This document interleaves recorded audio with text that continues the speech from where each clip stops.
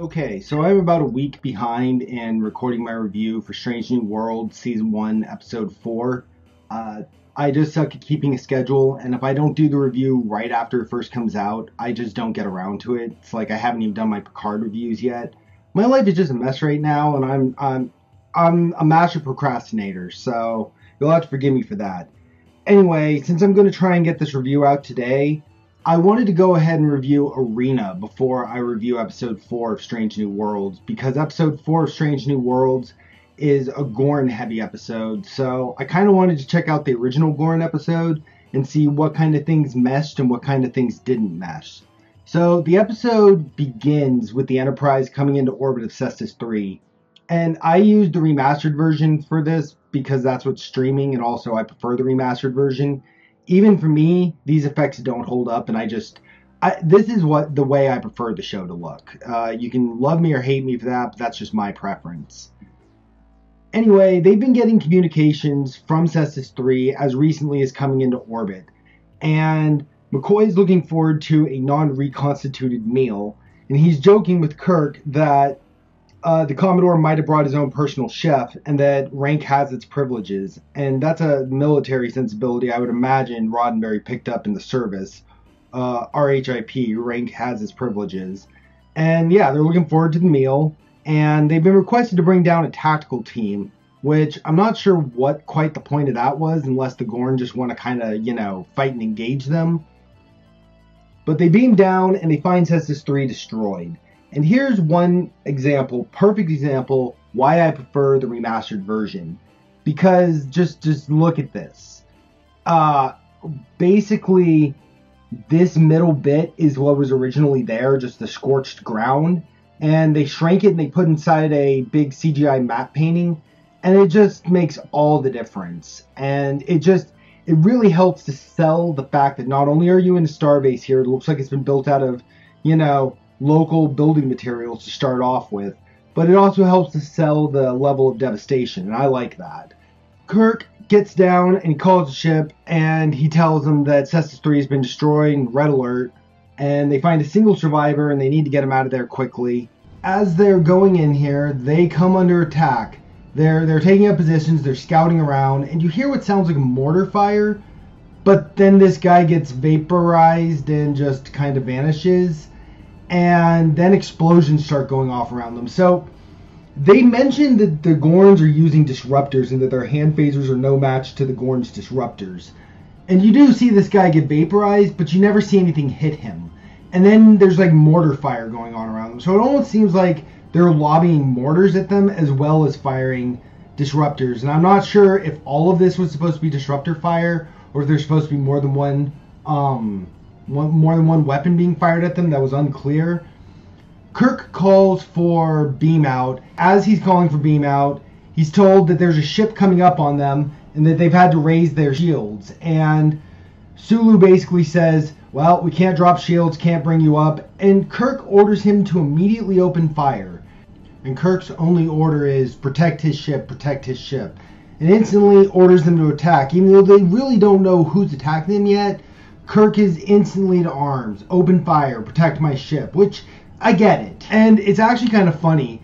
After they cut back, he looks to Spock and he's like, if they drop those screens, they'll be destroyed. And they have to drop those screens to beam us up, so they can't do that.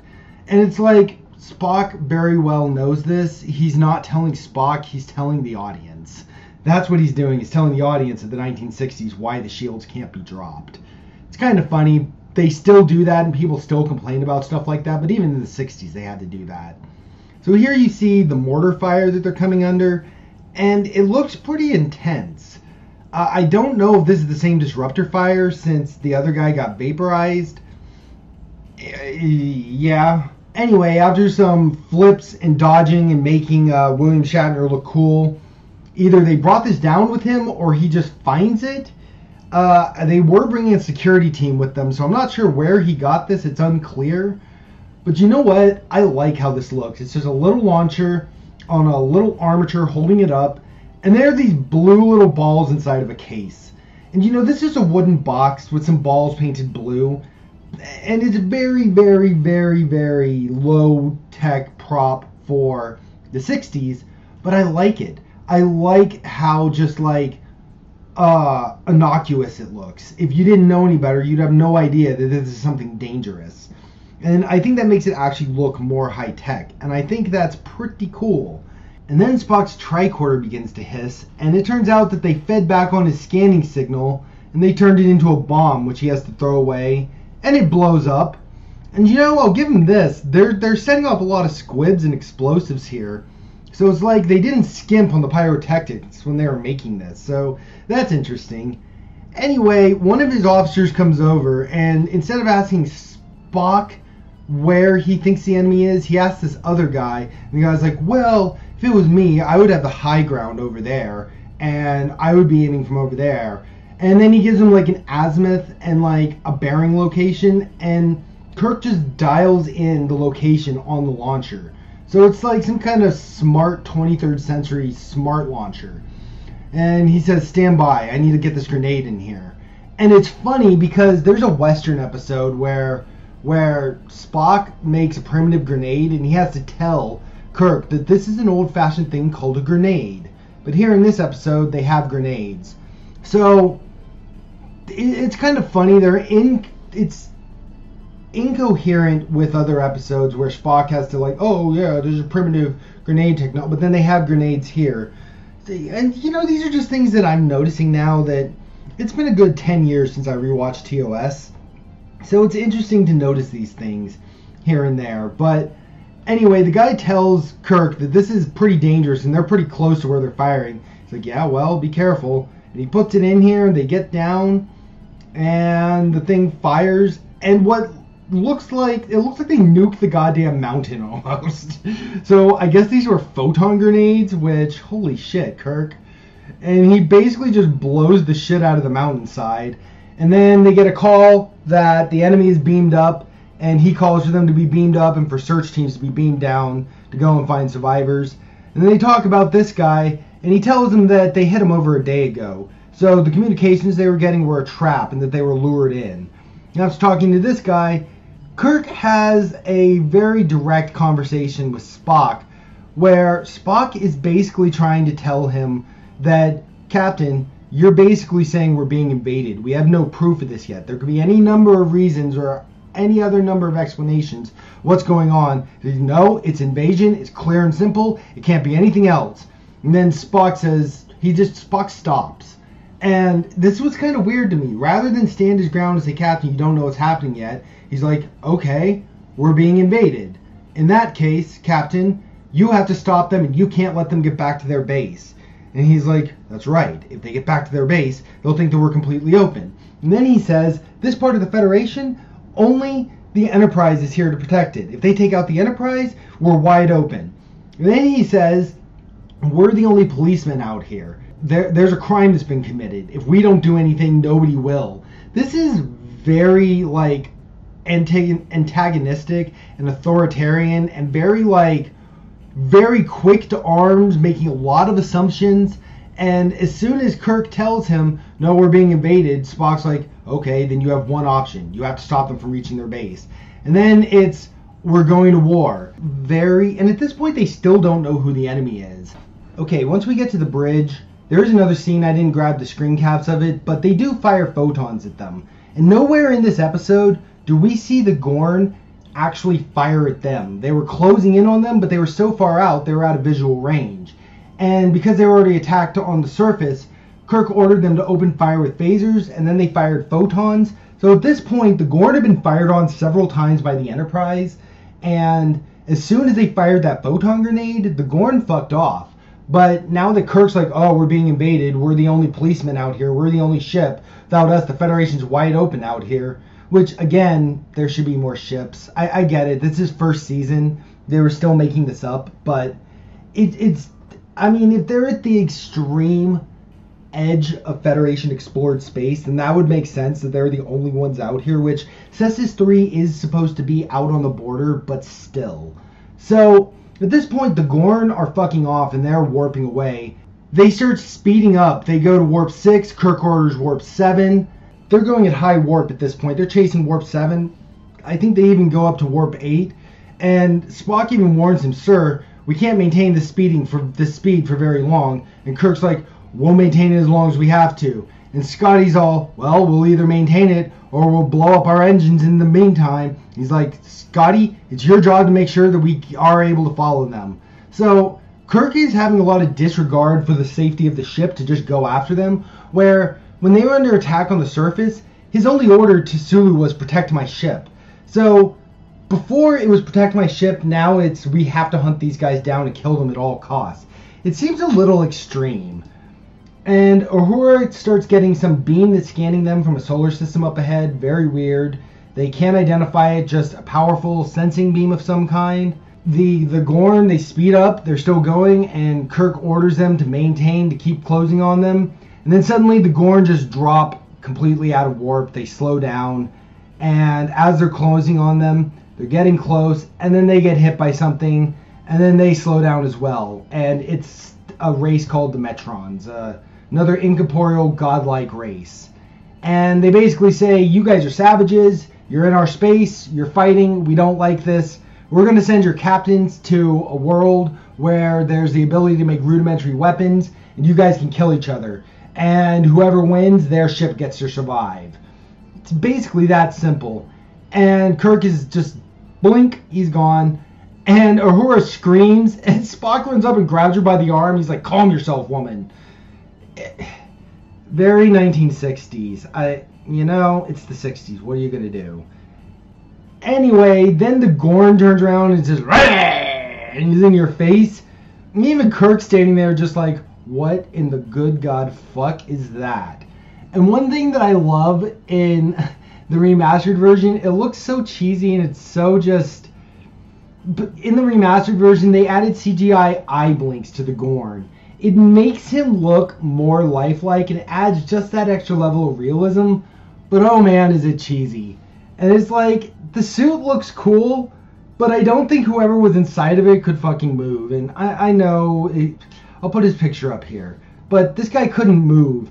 And basically in this, the Gorn are shown to be extremely strong, but besides from their strength, they're not very fast. They're kind of lumbering. They move very slow. I mean, this could be an environment that's not conducive to the Gorn. Maybe the Gorn don't like bright light. Maybe they like certain kinds of light. Maybe he's having just a hard time adapting here. Maybe the oxygen's wrong.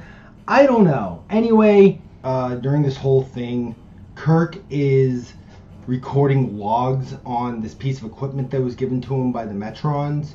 And the Metron said he would be given recording and translation equipment in hopes that some record of this would survive, so something could be learned from it. That was kind of interesting, but the thing is, Kirk spends the whole time making logs, and he doesn't know that the Gorn can hear him the whole time. Later on, the Gorn actually speaks to him, and he's got like a... You invaded our space. He's got like a reptilian voice. It's implied that his voice is being translated. The interesting thing is that he says that this is their territory and that the Federation encroached on them and that they felt threatened and that they were responding to what they thought was an invasion, which was kind of the moral quandary in this episode.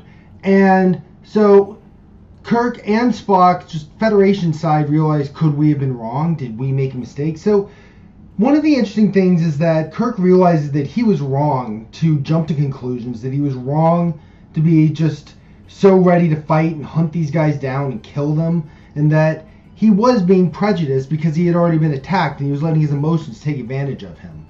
There's a scene where McCoy is telling Spock to do something. He's like, what the hell am I supposed to do? I can't do anything. And then they try to contact the Metrons and are ignored, and then later the Metrons call them back. And basically the Metrons send them a FaceTime video of what's going on with Kirk. And so they start watching, and long story short, he builds a cannon out of all these rudimentary items on the planet, which this is a classic scene. I'm not going to analyze this too much because I'm sure it's been analyzed to death over the years. I mean, this bamboo tube that he's using would have to be plugged up somehow on one end. I'm not sure how he'd do that. Maybe shoved a rock in there. Maybe found some kind of tar. Maybe the bamboo was sealed on one end. But I'm not sure that this would all work, but he gathers everything up in the bamboo, he dumps it out, then he mixes it up, puts it all together. I mean, I don't know if this would actually work, but it's pretty cool. I mean, for the 60s, it was well executed and well depicted, and everybody's just sitting there watching, just in breathless anticipation. It's like in Dragon Ball when everybody's watching Goku fight, and they're like, "Oh my God, look what he's doing!" Ah! And so he slaps a thing of uniform on there that he got burning, and it ignites the cannon, and it fires, and it hits the Gorn, and Kirk, he falls down. Motherfucker ripped his pants. You can straight up see his underwear. In the other shots, his pants aren't ripped anymore, so I'm sure William Shatner was like, I need new pants, but they couldn't have removed that in the remaster, him ripping his pants. Anyway, he knocks the Gorn down, and there's, for the 60s, bravo on them. There's blood dripping off of him, there's pieces of crystal in him. It shows him actually getting hit, and Kirk comes up, and he has a chance to kill him, but he won't do it. Which is why, at the end of the episode, it's interesting when he has a chance to kill the Gorn, and he decides he's not doing it. He decides that he could have been wrong, and that it's possible that they did encroach in their space, and if that's the case, he's not going to kill this person for something that the Federation did. So see, even this right here is contradictory to what we see in Strange New Worlds, because if, I think it's set 6, maybe 8 years before TOS begins, but if this is 8 years ago, that means that Cestus 3 has been here and has been attacked by the Gorn before, and this is not the first time that this has happened. So Kirk wouldn't be jumping to conclusions like this, thinking that they're being invaded now, and that this is their only way to possibly defend themselves. And the Gorn would already know who Starfleet is, and this wouldn't play out the same way, And it's like, if this had already begun 8 years ago, if the Federation was possibly in the wrong, they would have found it out by now. So that right there is just another reason why Strange New Worlds really doesn't mess with this too well. And he tells the Metron to get their entertainment somewhere else. He's not going to do it. And the Gorn disappears, and that's it. And the Metron shows up, and he's like, well, you've impressed us. You're still half savage, and you're not ready to talk to us for another 5,000 years. But, when you're ready, we'll let you know. And basically, Kirk is sent back, and they find themselves in another area of space, parsecs away from where they were. And Kirk's like, don't even try to explain it. It just is what it is. Get us back to Cestus 3. And the Enterprise takes off, and that's the episode. And you know what? This was the first time they ever met the Gorn. They never heard about the Gorn before. They've heard maybe rumors of something, out there in the distance. But Spock most certainly hasn't ever met them before. Spock most certainly has never had to deal with them ever before. He's never heard the name Gorn before. I mean, Cestus 3, it's out here on the frontier, and it's got phasers and defenses, but obviously they've never heard of it being attacked like this before. So, I mean, with the way that this episode plays out, if Strange New Worlds is supposed to be canon, meet up with this, just like Space Seed, it doesn't work. This does not jive with what we see in Strange New Worlds at all, and that's just how it is. So, it's a good episode. The Gorn, I wish they had found some way for him to move a little quicker. I get it was a dude who was sweating to death in a rubber suit in Vasquez Rocks, and he did the best that he could. But the Gorn just looks so slow and lumbering.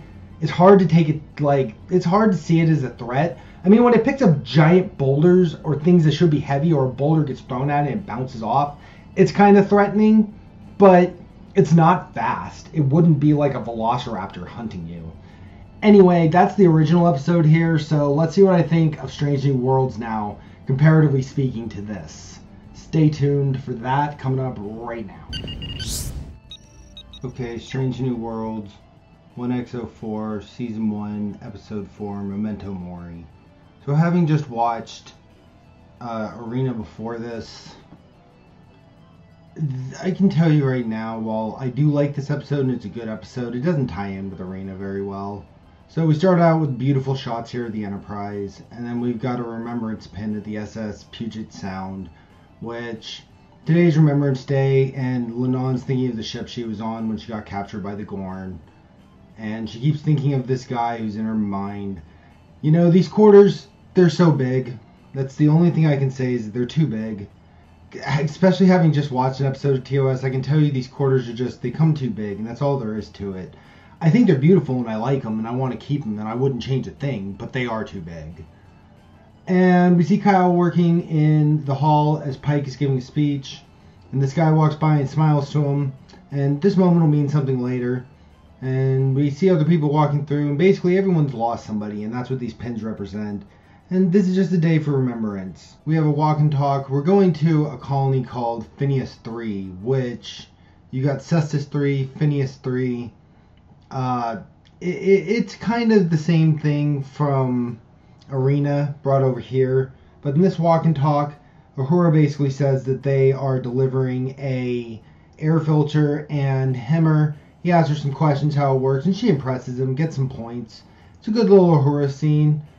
And on the bridge, Lenon's not wearing her pin, and she doesn't want anything to do with therapy or counseling. Her head isn't broken, and Una just needs to take that and accept that she's compartmentalizing, because it's the 24th century until we have counselors on the ship, so at this point, no counselors, and people just have to deal with their own shit. And that's basically what's going on.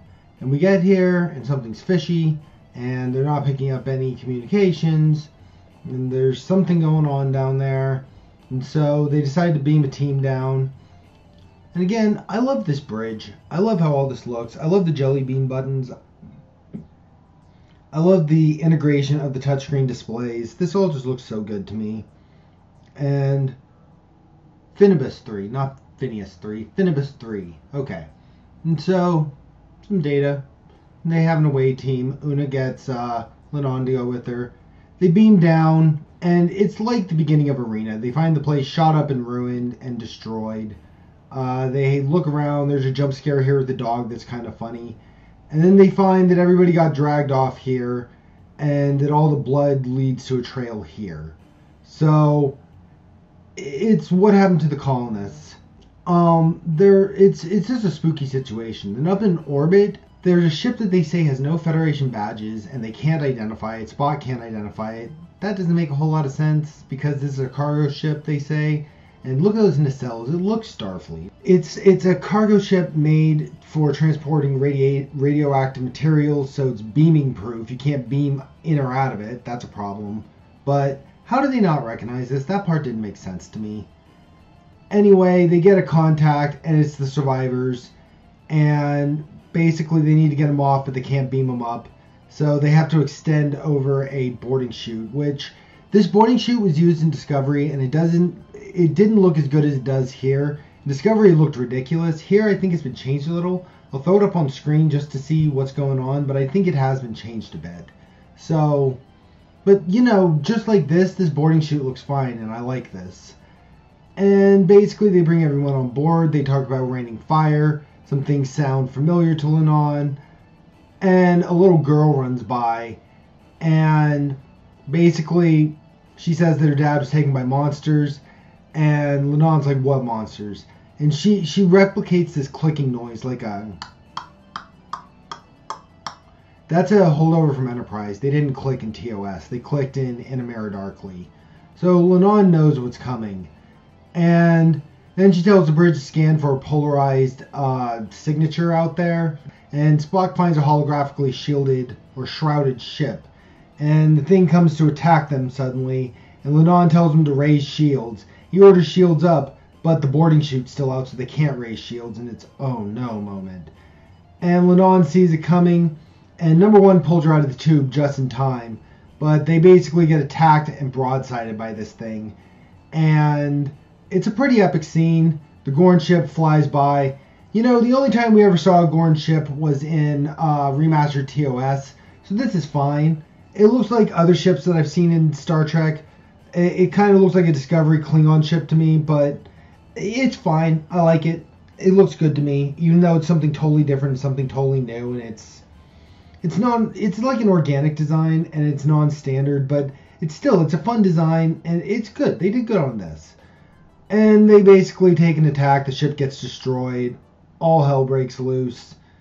And Lenon's seeing this guy in her head who, spoiler alert, is her brother. She wakes up and basically medical's dealing with her. And number one is outside, is injured. Number one says that she's okay, but she's not really okay. She tells Lenon to get up to the bridge and to be the number one up there. They're getting attacked, and Pike is gearing up to attack back. Down here, Hammer's trying to secure the air filter. They're going to attack back, but Lenon comes up here, and he basically says, I know what's going on. She says, you don't know what's going on. He tries to talk her down, ration some calm into her, and she says, it's the Gorn.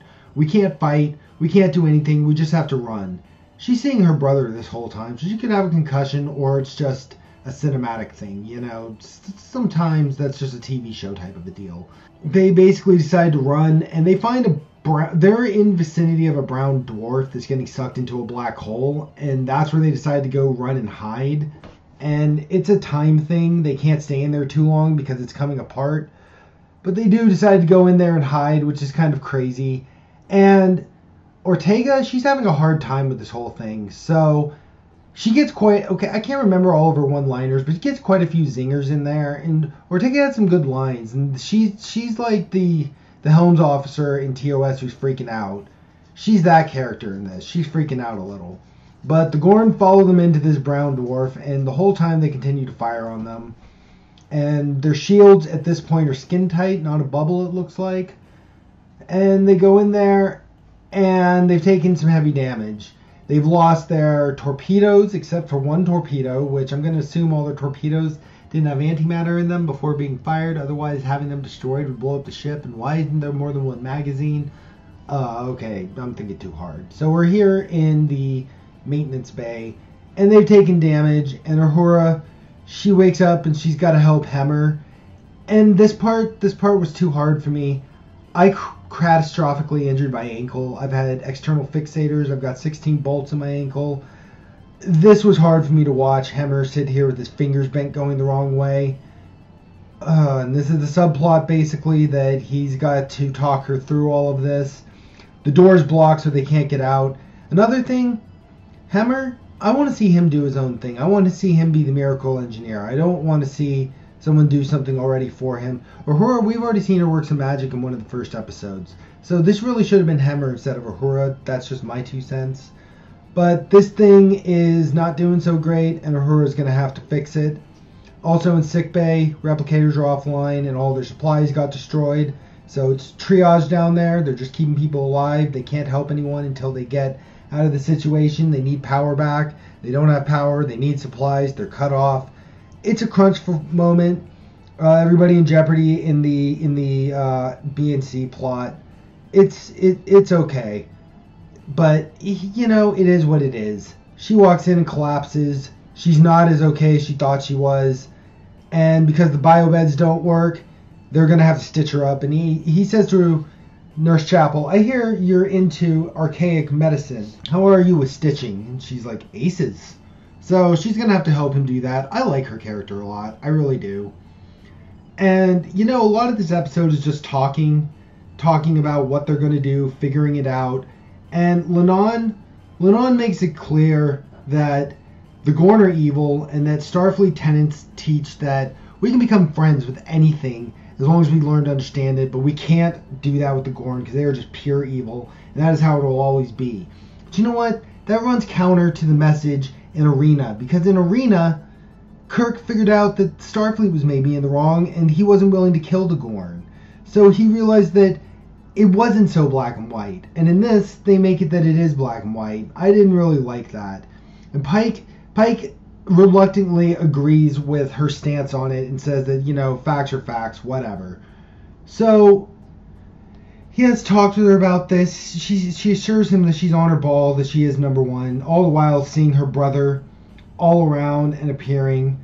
Meanwhile, Hemmer can't do this because it takes 2 hands to work at once. So he has to sit down and talk Uhura through it. And Uhura is a cadet going through many different courses on the ship. So right now she's doing an engineering stint with an engineer. So that's why she's down here helping him at this point.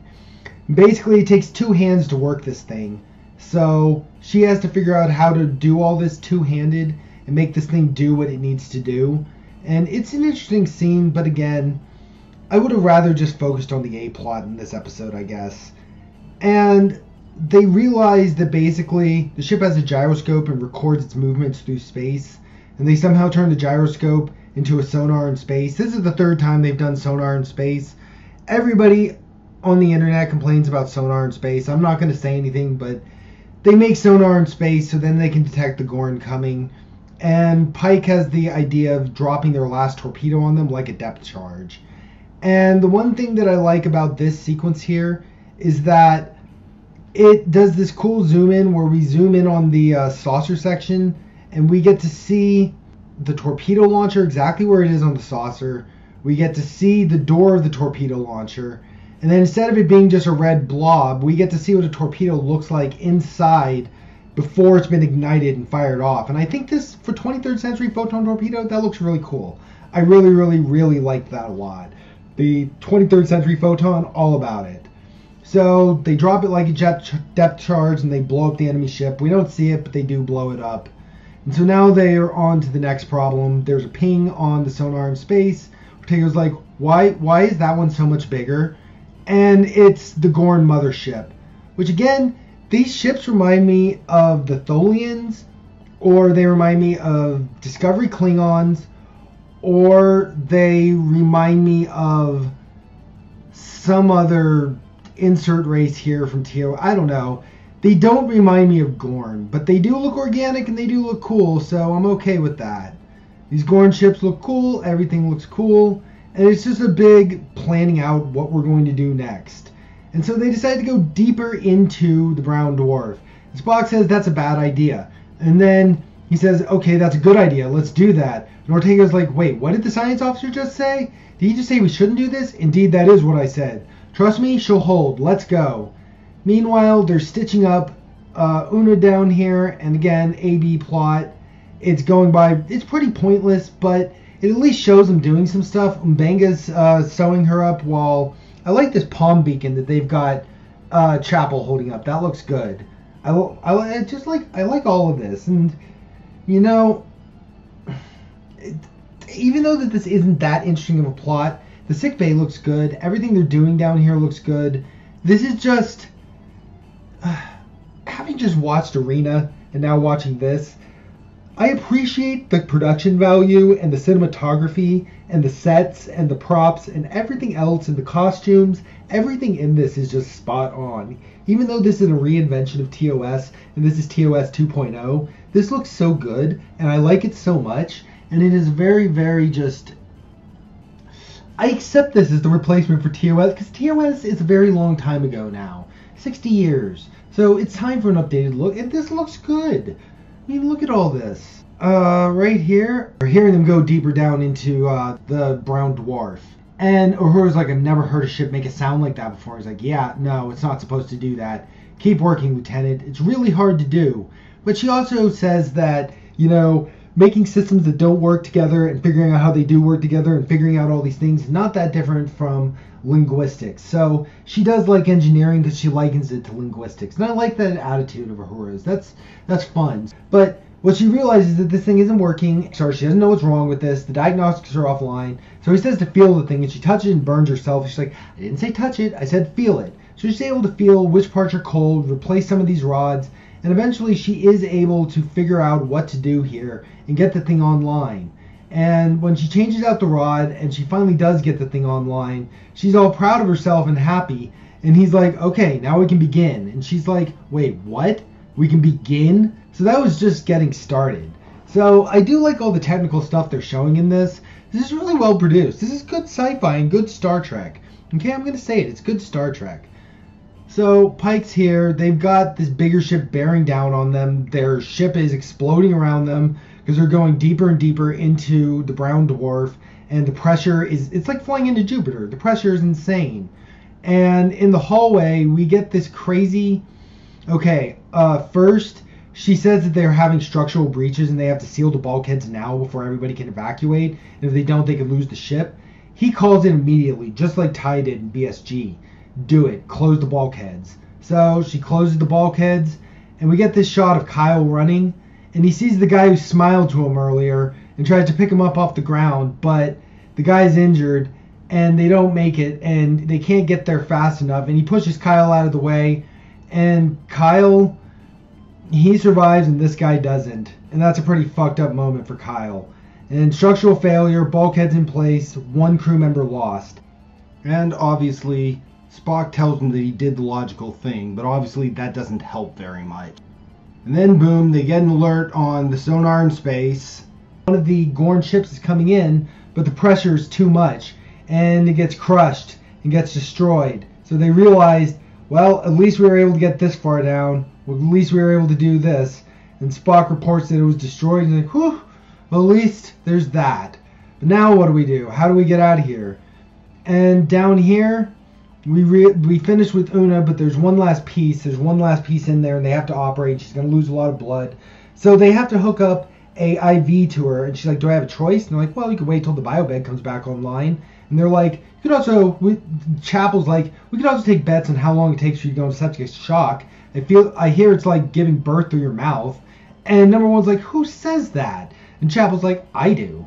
So I like Chapel's character. She's fun. She's kind of raunchy. She's got a mouth on her. She's kind of lewd. That's okay.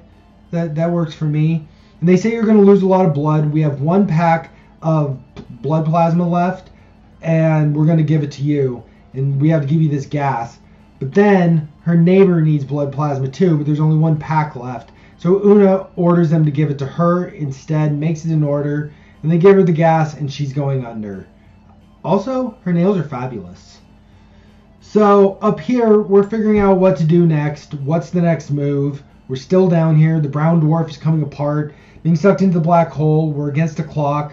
So they basically say, let's launch a shuttle and go out there and reconnoiter the situation, see what's going on. And Spock goes with her. And here's where you kind of got to turn off your brain a little. They're broadcasting these visual signals, which is cool. I like this. This is a cool thing. But Lennon, basically, her brother figured out their language and figured out their light signals, and he gave it to her so she could survive in the past, but she has it blocked out. So Spock thinks it's a scanning beam, but she's like, no, it's communication. I know this, but I can't quite remember.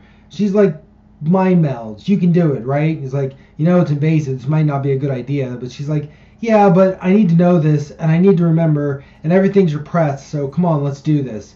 So Spock comes over here, and we do a mind meld, and we go into her mind, and she's on a Gorn feeding planet. Her and her brother are trying to get away. Basically, they were brought here to be fed to the Gorn's young. It's a hunting planet. This is adding so much onto the Gorn. It's like it's turning them into the Trandoshans from Star Wars, or they're becoming the Predators, or they're becoming raptor dinosaur things. I don't know. In TOS, in Arena, they attacked the humans because the humans moved into their territory, and they thought that they were being invaded. They weren't like hunting other races to use as feeding stock for their children on breeding planets.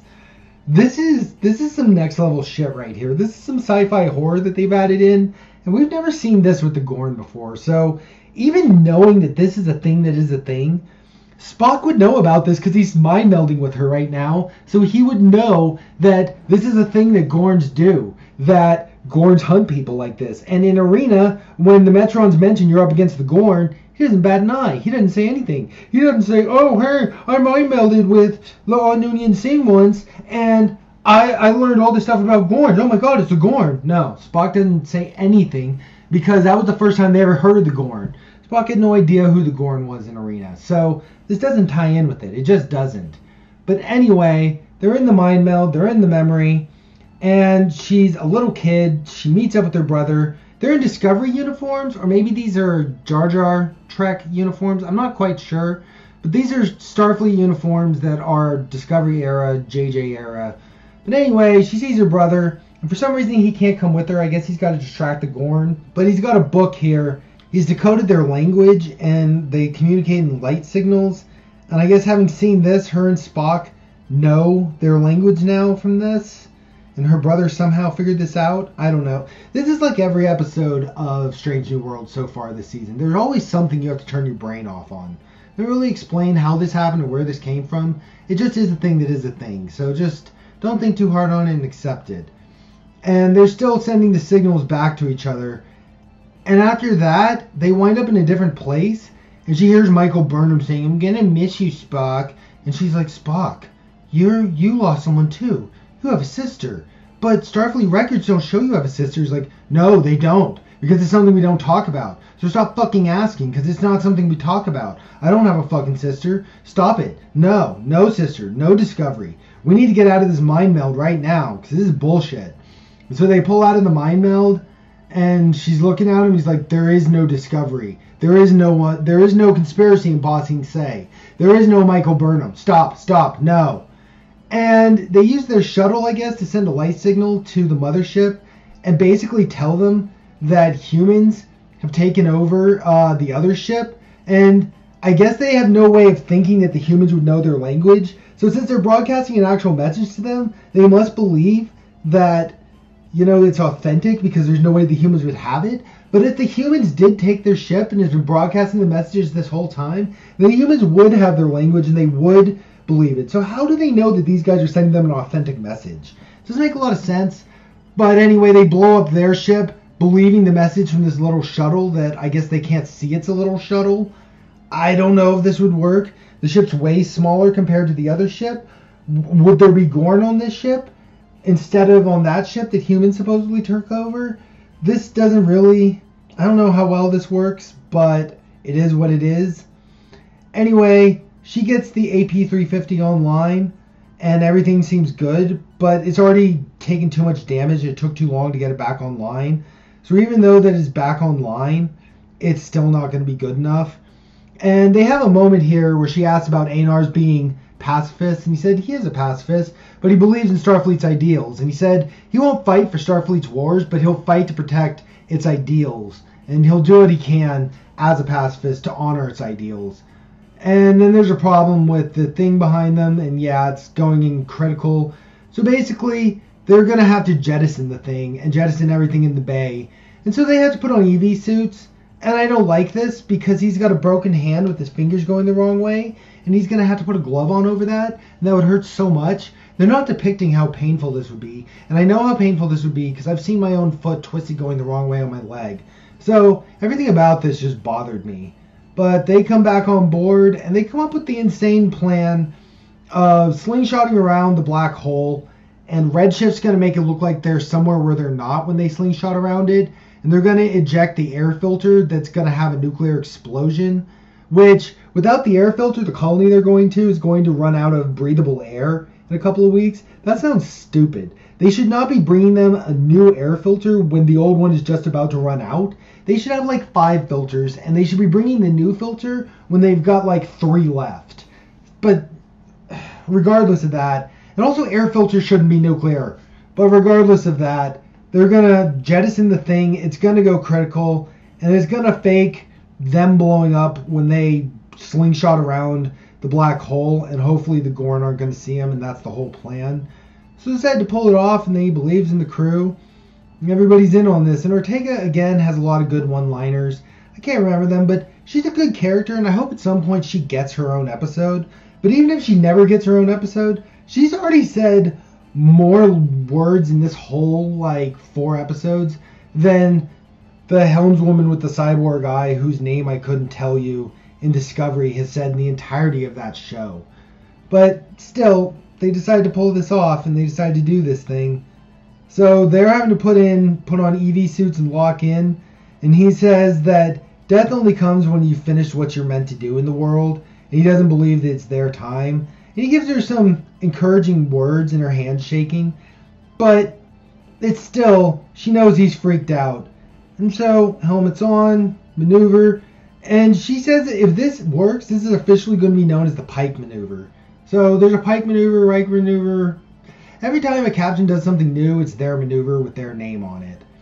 And so they activate shields around each biobed. They didn't even have that on. I guess they did have that in Next Generation through Voyager. But that's pretty cool. Shields around the biobeds. It makes sense. So keeping everybody safe.